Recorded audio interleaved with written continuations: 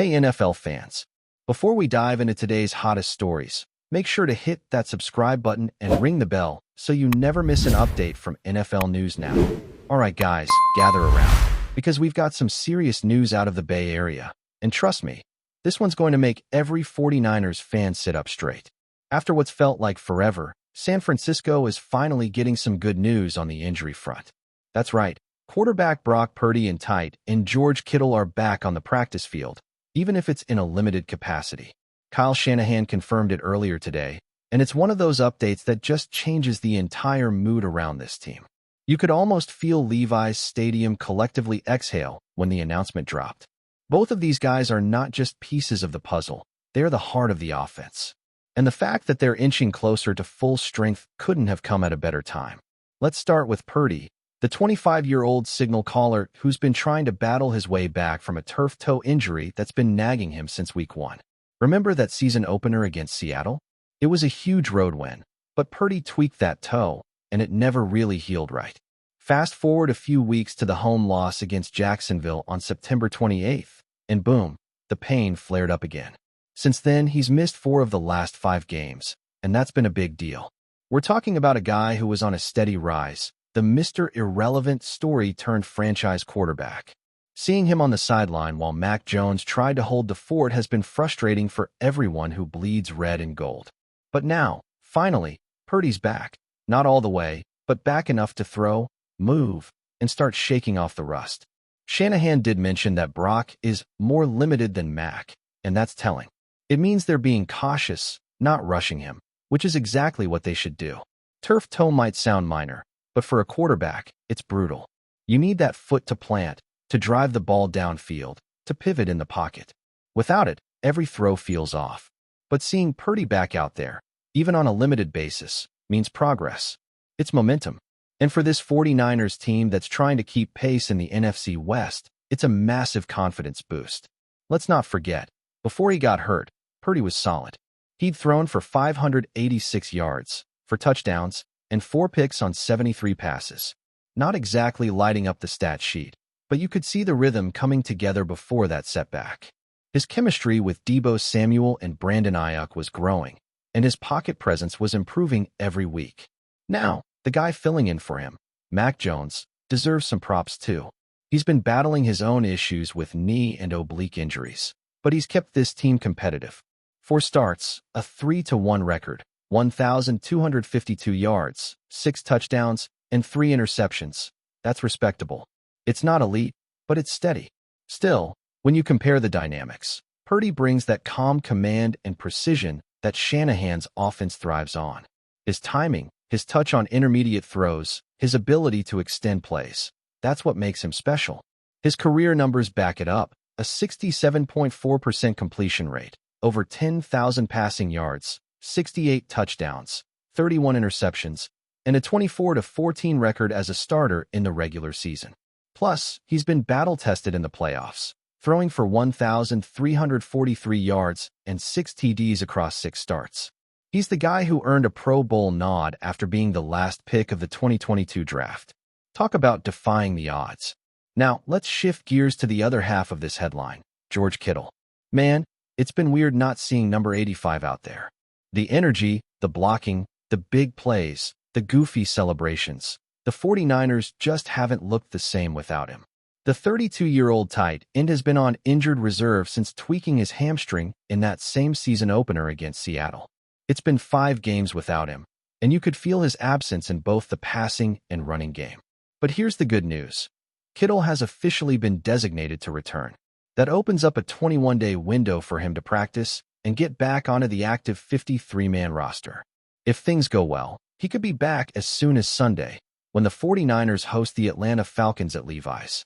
If not, they'll keep easing him in. The last thing they want is to rush a hamstring and lose him for the year. Before he went down, Kittle was already doing Kittle things. In that opener, he caught 4 passes on 4 targets for 25 yards, including a 5-yard touchdown in the first quarter. It was vintage George, efficient, dependable, physical. And when you look back at last season, it's easy to see why this team misses him so much.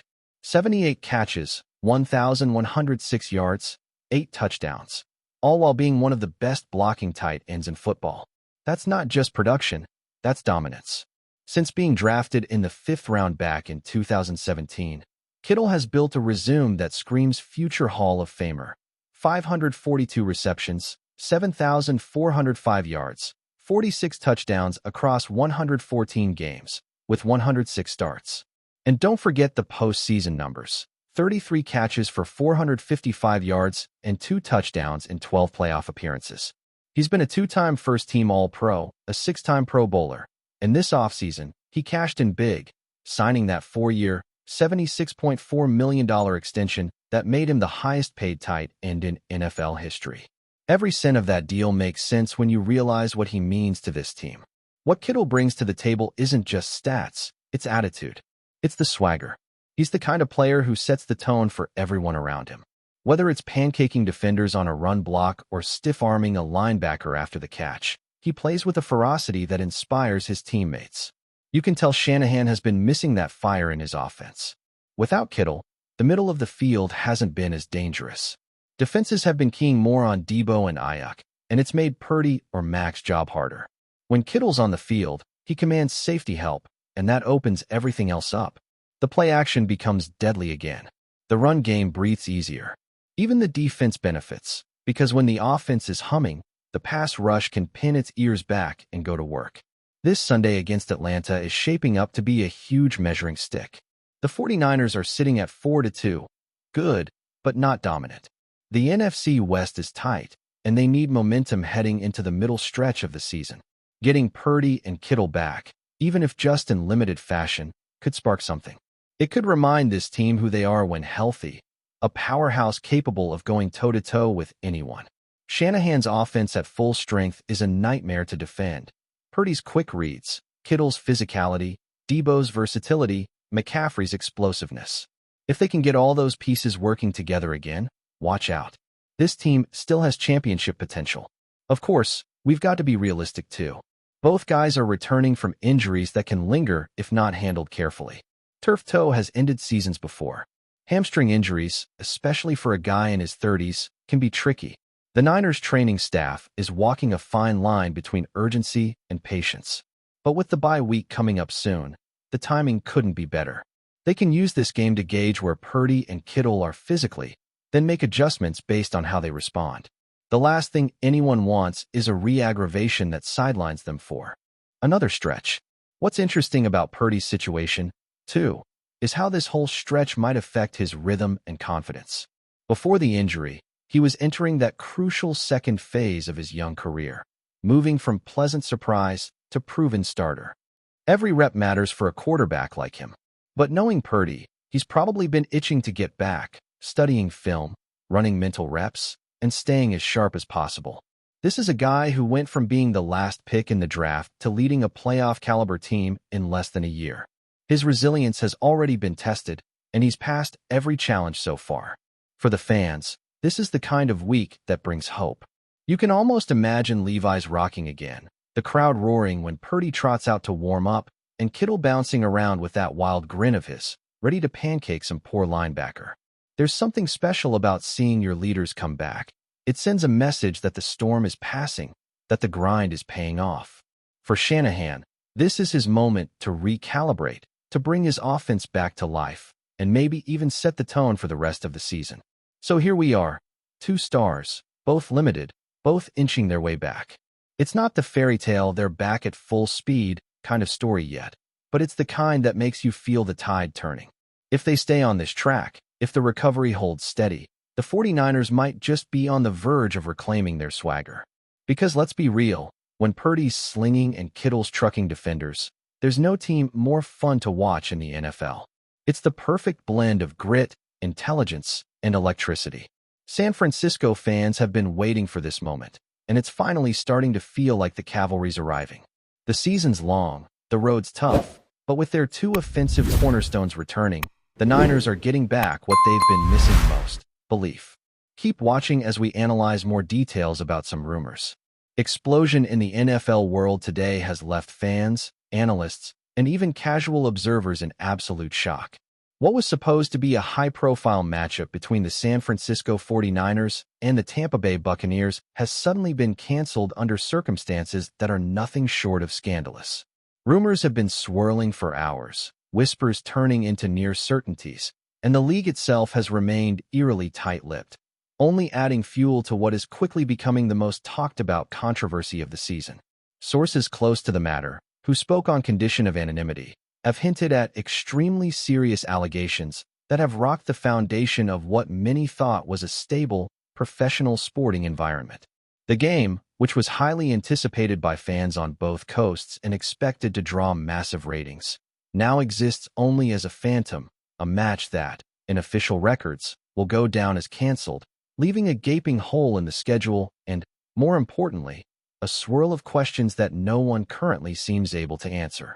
The initial reports began trickling in late yesterday evening, almost like a slow leak in a dam.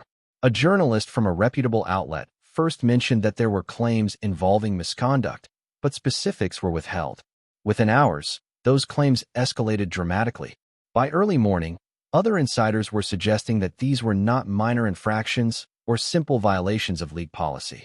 No, according to these reports, the allegations are of the most serious nature, potentially involving legal implications, and they apparently involve multiple parties connected to the teams. The NFL, notoriously careful with its public statements, released a short, formal notice that simply confirmed the game would not go forward, citing pending investigations, but providing no further clarity. Social media erupted.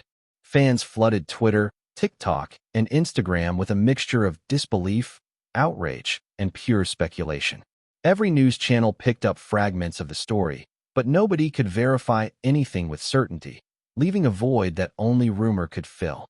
The atmosphere has been electric, tense, and undeniably suspenseful, with every new post adding another layer of intrigue to a narrative that seems almost cinematic in its unfolding.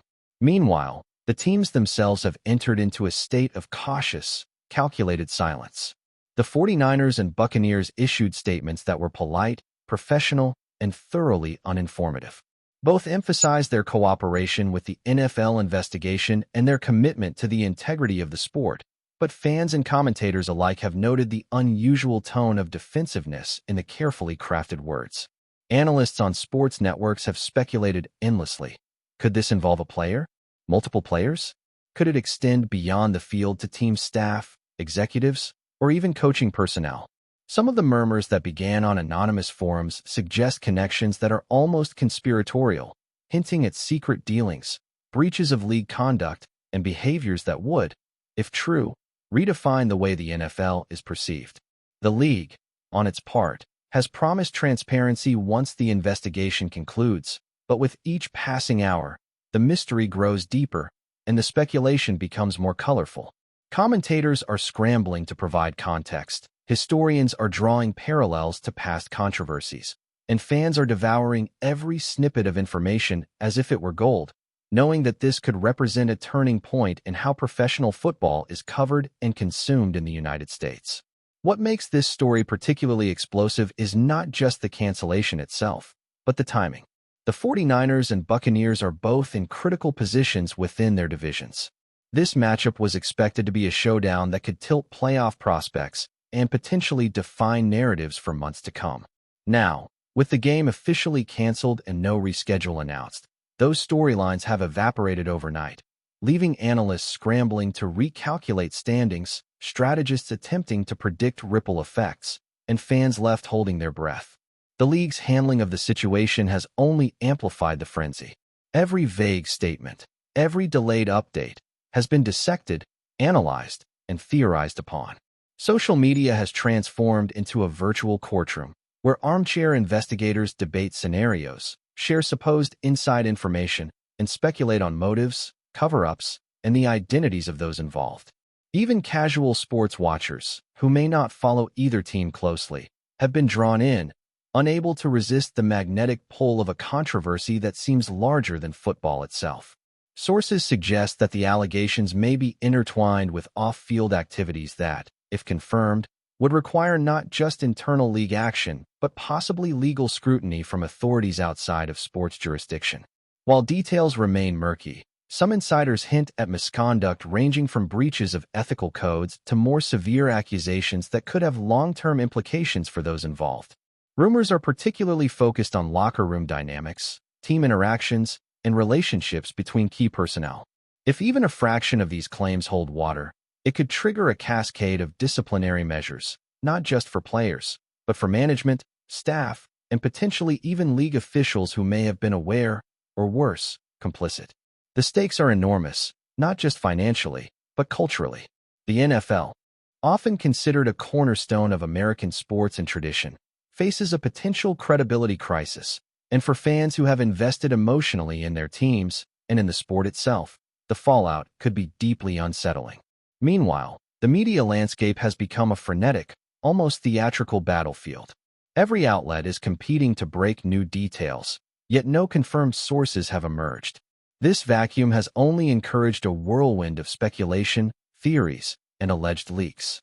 Analysts on sports talk shows are connecting dots that may or may not exist, while online forums have been inundated with supposed eyewitness accounts and third-party observations that are difficult to verify. The narrative has taken on a life of its own, fueled by anticipation, suspense, and the human desire for answers to questions that remain, deliberately, unanswered. This is not merely a story of a canceled game.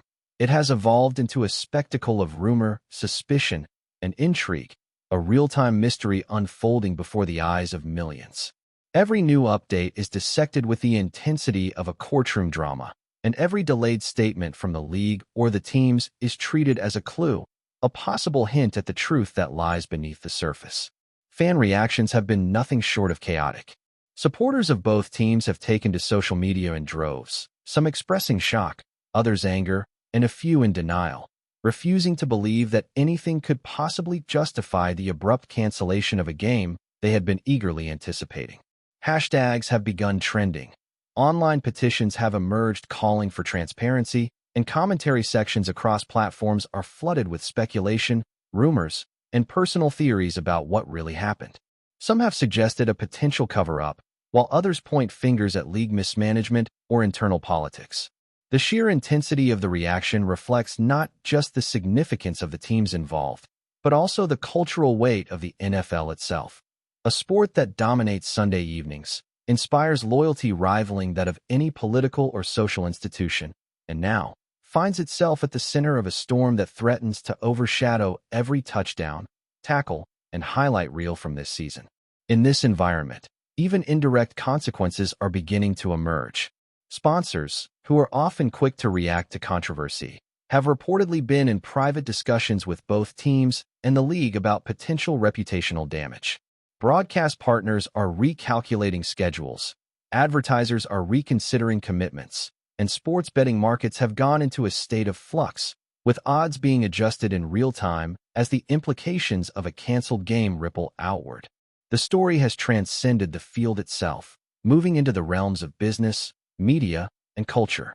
Experts predict that the fallout could continue for weeks, if not months, with every new development potentially redefining public perception of the league, the teams, and the players involved.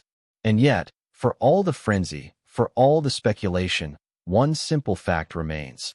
The game between the 49ers and Buccaneers will not be played as scheduled, and until more information emerges, the truth behind the cancellation remains shrouded in mystery. As this scandal continues to unfold, the world of professional football is holding its breath. Every insider, every analyst, every fan is watching for the next clue, the next leak, the next official statement that might finally clarify what has become an almost unbelievable story. Will there be resignations? Suspensions? Lawsuits? The possibilities are as varied as they are dramatic.